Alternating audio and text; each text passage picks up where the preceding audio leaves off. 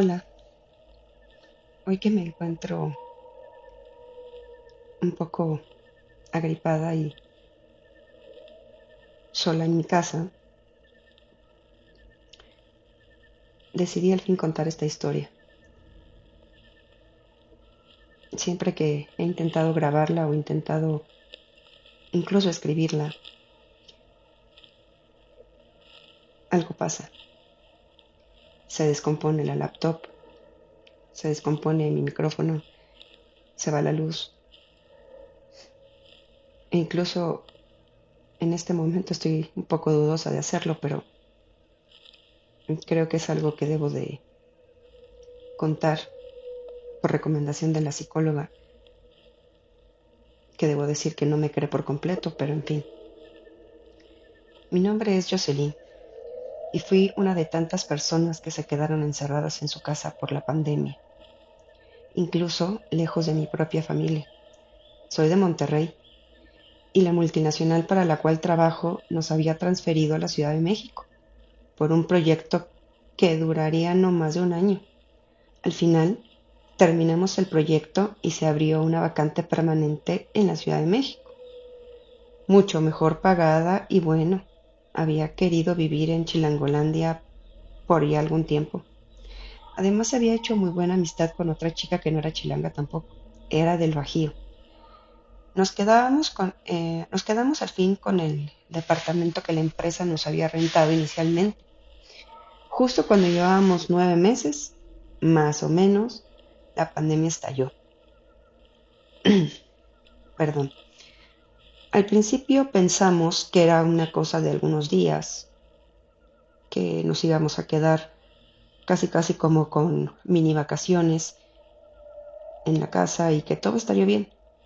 Pero para cuando nos dimos cuenta, casi debíamos renovar el contrato del departamento y estábamos volviéndonos locas, encerradas y viendo en las redes sociales cómo todos nuestros amigos tenían fiestas eternas, rentando casas en lugares vacacionales, incluso algunos en la mismita playa. Para ese entonces ya no había bonos de puntualidad y pues el departamento en la Ciudad de México pues era caro. Sin esos ingresos extra, claro. Con todos los antros cerrados en Polanco y pues siempre hay más riesgo de contagio aquí en Chilangolandia que pues en provincia, eso pensamos. Así que pues nos decidimos y le dijimos al dueño del DEPA pues que no íbamos a renovar el contrato de la renta. Se enojó un poco porque le avisamos con muy poco tiempo, pero en fin. Como los rumores de recortes eran cada vez más fuertes dentro de la empresa, pues tampoco íbamos a aventarnos por hacer un contrato de renta, ni mucho menos en algún otro lugar. Y como otros amigos lo estaban haciendo, estaban rentando por mes Airbnbs en lugares turísticos, como les había comentado. Hicimos un plan y pues acordamos que el primer destino sería Cuernavaca. Habíamos ido de fin de y así. Sabíamos que había em, muchas casas en renta, en tipo Airbnb, y ya teníamos un par de conocidos viviendo por ahí. Teníamos un presupuesto algo limitado, por lo que no podíamos gastar como mucho en una mudanza, y necesitábamos algo amueblado, porque casi no teníamos cosas propias. Como les dije, era un depa amueblado que nos había rentado la empresa y que pues nos habíamos quedado con él después de que nos llegó la oportunidad de quedarnos. Solo teníamos electrodomésticos tipo un refri chiquillo, micro, un centro de lavado y así. Y era ideal porque si nos pedían regresar de un momento a otro, pues no era como tan lejos y podíamos regresar a Chilangolandia sin temas en cualquier momento. Revisamos algunas opciones, pero para cuando nos poníamos de acuerdo, ya las habían rentado. Al final teníamos solo un par de semanas para desocupar y sin casa en Cuerna. Un día de una búsqueda desesperada vimos una casa con madre, hermanos. Y después El nombre nos llamó la atención, la casa del libanés. Yo pensé que sería tipo Las Mil y una Noches o pues, un rollo así. Vimos las fotos y estaba con madre. Una casa antigua, renovada, para hacer como varios lofts independientes, con una alberquita. Eran en total 3 lofts y solo quedaba uno disponible para el mes que teníamos planeado. Ni lo pensamos, así que lo rentamos. Quiero decirles, raza, que yo no creía en ningún rollo paranormal ni nada de esas cosas. De hecho, acá en Monterrey íbamos a sitios disque embrujados a pistear en la prepa y pues nada pasó. Nunca vi nada ni sentí nada. Pero ese día que mi roomie le dio clic para rentar y transferir la lana, sentí un escalofrío muy ojete que me recorrió todo el cuerpo, como si hubiera pagado por mi funeral literal. Ese día en la noche, esa sensación me daba vueltas la cabeza. Así que entré al correo que nos llegó con la confirmación de la rentada y volví a ver las fotos. Quería como convencerme de que estaba bien y que íbamos a pasar una temporada muy, muy, muy, muy poca madre.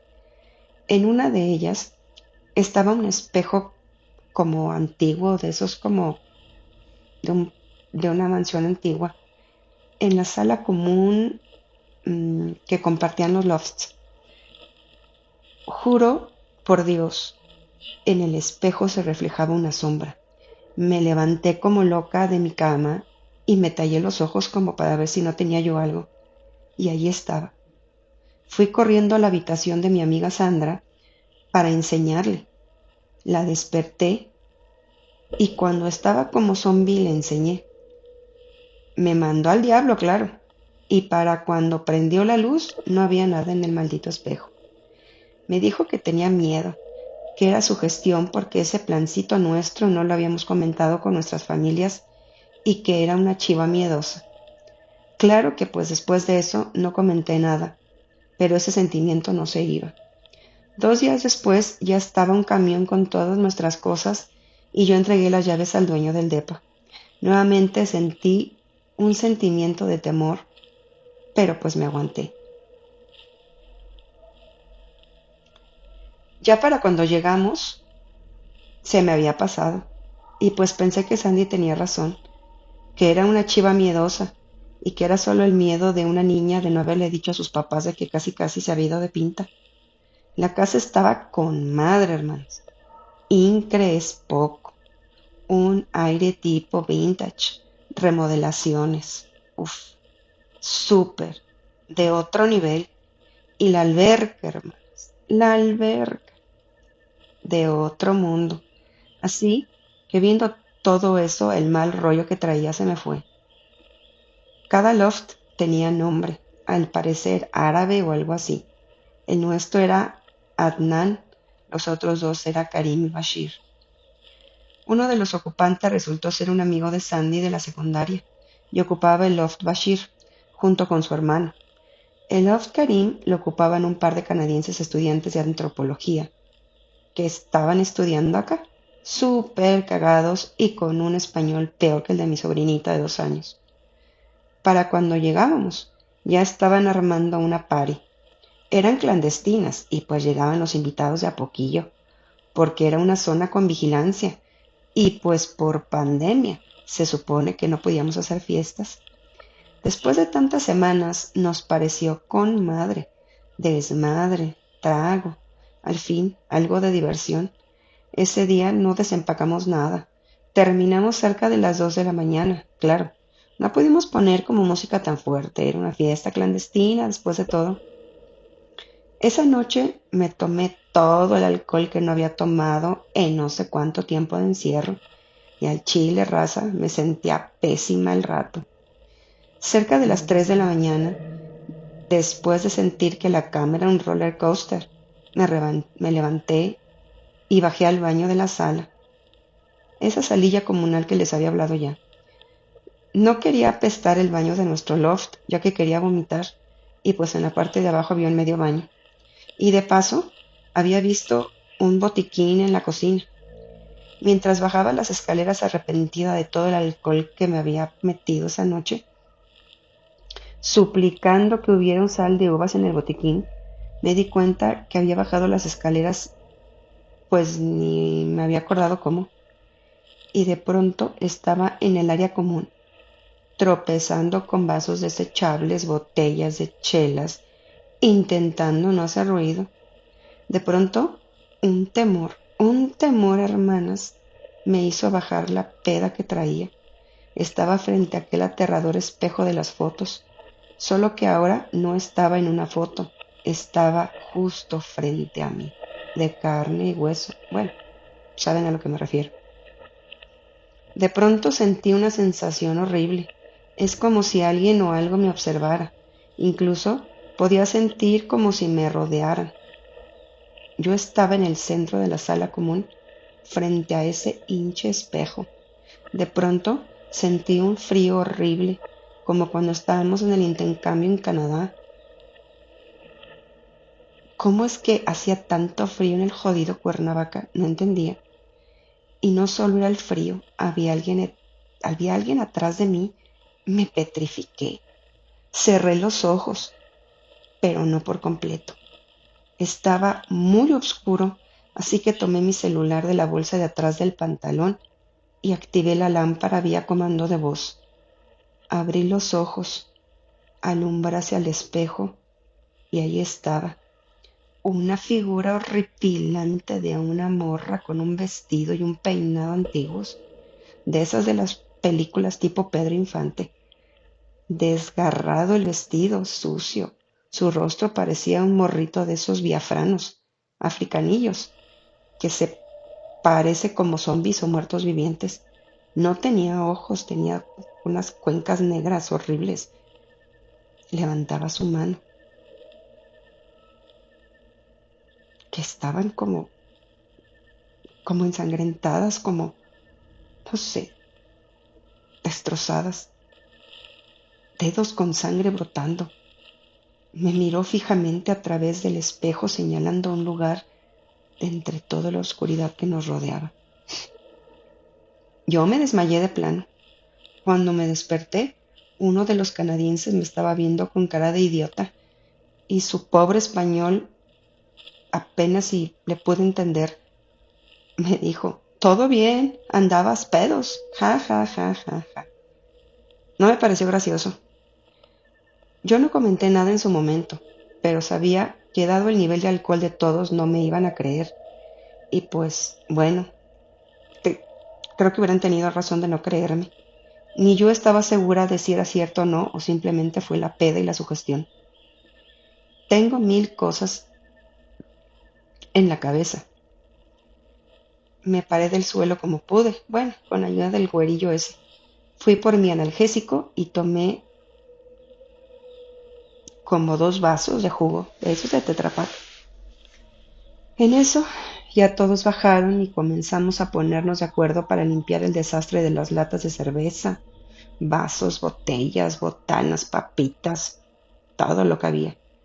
Sandy sacó sus velas aromáticas para quitar el olor a cantina de tercera que había por todo el área común. Como pueden imaginar, nos levantamos súper tarde y para la hora que comenzamos a limpiar, pues ya todos moríamos de hambre y teníamos cero ganas de cocinar. Así que como buenos muchachillos flojos, usamos delivery para pedir lo que cualquier mexicano decente con una cruda épica quiere, unos chilaquiles bien picosos. Nuestros roomies, como ya tenían algunos días, ya conocían varios locales y pedimos a uno que recomendaron los amigos de Sandy. Marcamos y nos dijeron que iban a tardar porque tenían demasiada demanda para pues llevar la comida a domicilio. Y bueno, pues era lógico, domingo a mediodía. Al ser un buen de raza, pues levantamos todo súper rápido. Y yo fui la que primero acabó de bañarse. Y pues la encargada de recibir la comida, por tanto. Tocaron, abrí la puerta, le dije al chico del delivery que pues si gustaba pasar, En la casa había un pequeño recibidor con una fuente muy mona y otra puerta después que conectaba con el resto de la casa. Pero el chico del delivery como que nada más veía rarios adentro de la casa y yo no entendía por qué no quería pasar. Afuera hacían como 35 grados, raza. Afuera, pues de la casa, pues no había como que sombra. Pero bueno, me dijo que estaba bien, que me esperaba. Y yo pues cerré la puerta, fui por el dinero y se lo entregué. De nuevo se quedó como parado, con ganas de preguntarme algo. Me le quedé viendo con las cosas en la mano, con cara de ¿se te ofrece algo? El chico del delivery al final se animó y me dijo, oye amiga, se nota que no son de aquí. Yo ya medio molesta le dije, no, pues si el acento norteño no me delataba, no sé qué, morro. Ya suelta lo que traes. El vato al final se animó y me contó. Pues, güerita, esta casa es bien conocida aquí por leyendas de espanto. La gente ha muerto aquí y pues han puesto varios negocios, hoteles y pues no duran mucho. La gente no aguanta o al final los negocios quiebran o los dueños mueren. Antes de ser como esta casita de huéspedes, era un antro. Era bien famoso acá antes de la pandemia. Les iba bien chido. Le habían puesto la casa de los horrores. Y la gente venía mucho acá, claro. Casi los que vivíamos aquí no.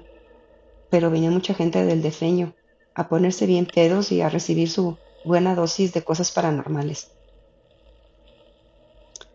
Como le dije, pues todo iba chido, hasta que un güey, todo drogo del defeño, agarró a puñaladas al dueño. Nadie sabe cómo se coló con una navaja, pero salió gritando de acá que un demonio o algo así lo había hecho. Que él no fue. Estuvo bien grueso. No sé qué cara puse, pero se dio cuenta que estaba oficialmente asustada. Luego el vato dijo, eso no es todo. La leyenda cuenta que todo empezó en la época de la Revolución. Una familia rica de esa época construyó la casa, pero cuando los revolucionarios llegaron, saquearon todas las cosas de los ricos. Los que alcanzaron a salir y refugiarse con parientes o correr al defeño se salvaron, pero los que se quedaron sufrieron las consecuencias. La familia que construyó la casa fueron de los que, pues peor les fue. Al parecer el señor de la casa y sus criados intentaron resistirse. Mataron a varios soldados revolucionarios antes de que siquiera pudieran entrar a la casa, por lo que, pues tomaron revancha, violaron y mataron a la madre y a las hijas, y al padre con el hijo mayor los hicieron ver para luego colgarlos en el centro, como lección para el resto. La casa se quedó vacía por muchos años, hasta que en la década de los años 50, que un güey, así como de esos de las Arabias, llegó con un chingo de lana a establecerse. Esa casa era la más grande y bonita que estaba vacía. Dicen que la compró así al cash y que pues la hizo llenar de todo tipo de muebles y tapetes y todo lo más fino de la capital. Su familia contaba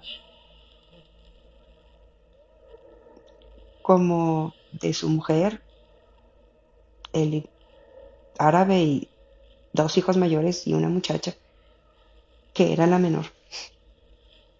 Puso una tienda y pues era conocido como el libanés. De repente entendí por qué la casa se llamaba la casa del libanés. Al final, hice que el vato pasara al recibidor, lo convencí con una chela. Yo necesitaba saber más, confirmar que no estaba loca. El vato pasó y me siguió contando. Pues ya, güerita, para no hacer el cuento más largo, esta gente solo se casan entre ellos y no estaba permitido que se casaran con alguien fuera de su raza. Lo que se cuenta es que la hija menor se metió con un güey local, pobre, y para acabarla de amolar se dice que la embarazó. Cuando la familia se enteró, se dice que el padre se volvió loco. No solo él, los hermanos igual, salieron por las calles a buscar al pobre güey. Ese se quiso esconder hasta por debajo de las piedras, pero lo encontraron. Lo llevaron a rastras a la casa y lo tuvieron ahí por días. Con tanta lana, la policía vendida de ese entonces nunca pidió cuentas. Se dice que a los 3 libaneses estaban como poseídos, locos. Los criados no los vieron comer ni dormir en días. Solo se escuchaba que hacían cosas en la casa, martillaban, perforaban, rompían paredes. Un buen día, los criados, junto con la mujer que estaba medio moribunda de tanto golpe, lograron salir. Todos estaban como oídos y solo repetían cosas sin sentido. Al ver esto, los policías no tuvieron otra que entrar. Se dice que la casa estaba hecha un infierno, muebles rotos, sangre por doquier, pasillos y pasillos llenos de manos ensangrentadas, símbolos raros, todo el lujo, vajillas, cuchillos de plata, encajados en los 3 perros de la familia y en el cuerpo de uno de los criados, que se dice se atrevió a defender a la esposa y a la niña del libanés. Al subir las escaleras fue peor. En lo que alguna vez fue el cuarto de una princesa, era un calabozo. Los hijos y el padre habían construido un muro mal hecho con muebles y cosas de la casa. De un lado tenían a la chava atada, medio desnuda y golpeada para hacerla abortar a la fuerza, viendo al otro lado de la habitación por un hoyo mal hecho. Ella vio por días cómo golpeaban al novio, una y otra vez, y ella, a pesar de estar atada, de la cintura para abajo, quiso usar sus manos contra el muro mal hecho, golpeando y rasgando, intentando llegar al pobre novio. Sus dedos estaban destrozados de tanto arañazo. En un punto, su novio murió de la golpiza, y con animales, el libanés y los hijos comenzaron a arrancarle partes de su carne y a comérselos como perros. A los 3 los encontraron como oídos, viendo hacia la pared, precisamente hacia el espejo que se dice que ahora cuelga en la sala principal de la casa. A un montón de símbolos hechos con sangre, los sacaron de la casa los 3 en su propio pie.